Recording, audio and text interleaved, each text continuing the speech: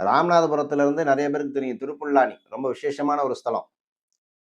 10 kilometre டிஸ்டன்ஸ்ல திருப்புல்லானி ஆலயத்தை நோக்கி நம்ம செல்லும் பொழுது, நமக்கு அந்த சந்ததி நன்றாக வாழ்ந்திட, அதாவது நம்மளுடைய குலம், கோத்திரம், நம்மளுடைய குழந்தைகள் எல்லாம் நன்றாக வாழ்வதற்கு, அந்த காலத்திலேயே வந்து பார்த்தீங்கன்னா, 12 ராசி சக்கரம் பதித்த மிகப்பெரிய கல் மேல மண்டப முகப்புல வந்து பொருத்தப்பட்டு, கிரக தோஷங்களை நீக்க வந்து வழி பண்ணியிருக்காங்க. அப்பயே அந்த காலத்திலேயே.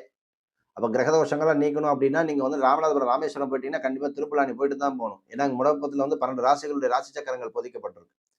பெருமாள் சன்னதி முகப்பு மேல் உள்ள 12 ராசிகள் வந்து ஆண்களுக்கு ஏற்படக்கூடிய தாக்கத்தையும், அம்பாள் சன்னதி முன்பு மேல் உள்ள 12 ராசிகள் பெண்களுக்கு ஏற்படக்கூடிய தோஷத்தையும் அங்க திருப்புல்லானி ஸ்தலம் இருக்கு. நெறைய பேருக்கு அது தெரியாது.